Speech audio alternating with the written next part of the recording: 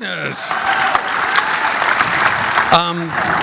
You're not supposed to have favorites, but Broken Embraces to me is my secret favorite Almodovar Penélope film. I just love the duplications, the film versus reality aspect of this film. And you play two characters in this film. It's, Magdalena is the character, but then she's an actress, and then she plays Pina. And Pina is the counter figure to Magdalena. Tell us about navigating those two roles in this film. So, yeah, apart from the moments in movies like Volver or Parallel Mothers where there is like moments of real comedy, in Broken Embraces is where I have really like big segments of like pure comedy. I mean, I feel like I haven't done yet my Women on the Verge with him, or that kind of comedy with Pedro, and I hope I will one day. But the closest that I have been to touching that genre with him is in those segments inside Broken Embraces. And it was very interesting because one day is Madalena in a film noir thriller, and the next day was Pina, and the atmosphere was like, I don't know when I was more scared, doing comedy with him or doing drama. I think probably even more scared doing comedy.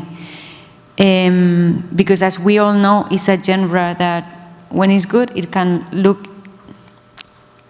so easy, and it is completely the opposite. And Pedro takes it very, very seriously. And I don't know why. I remember being very scared in those days. I want to read you a quote that he wrote about you. Most of the female roles I've written in my life are a mixture of my mother and her neighbors in La Mancha, mixed with Holly Golightly, the Julieta Massina of La Strada, and the Shirley MacLaine of Some Came Running, and The Apartment. All those women are inside Penélope. So are their opposites, the grand dames of American film noir, Jean Tierney, Linda Darnell, Constance Bennett. Penélope can be any of them, and also Sophia Loren, Magnani, and Claudia Cardinale, and all the heroines of Italian neorealism, and a style that has always been an inspiration to me.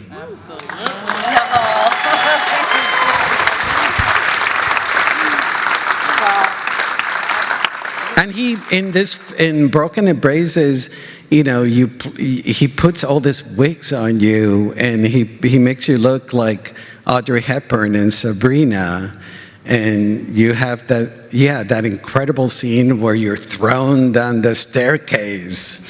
Go ahead. We had like 20 wigs in that movie, and some of those scenes where I'm trying the Marilyn wig, the blonde wig, and Luis Omar, who plays the director, is taking pictures of me. That was not on the script. That's a moment that happened between Pedro and I when we were doing hair and makeup test, and we found that fake wig, which was the best one.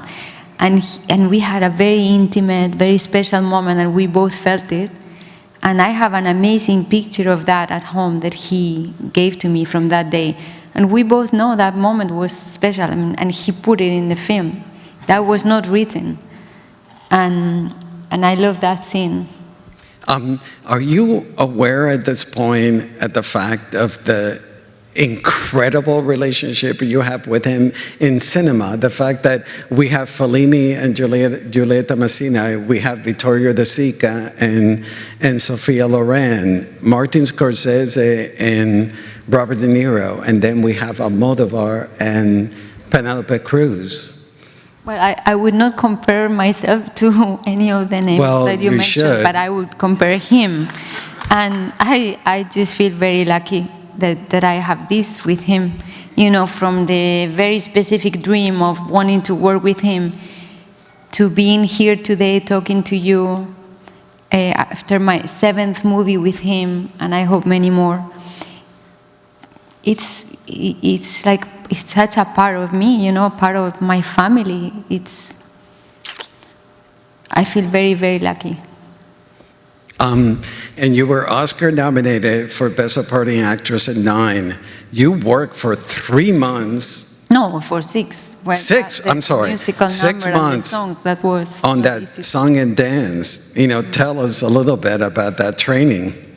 I was so happy there because, you know, they blocked all that time for singing and dancing, and it was the first time that I was going to sing in my life. And finally, I could use all the years of dancing, studying dance. I could put it in a film, and it was my dream to do a musical.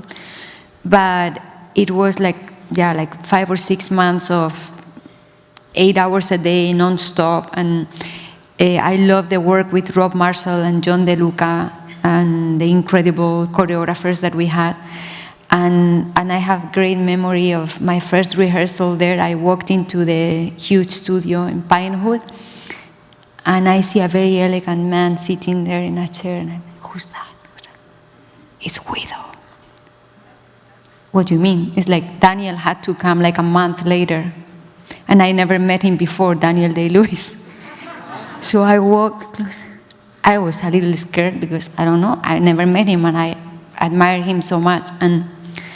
And he was Guido Contini already in accent, the clothes, the whole thing.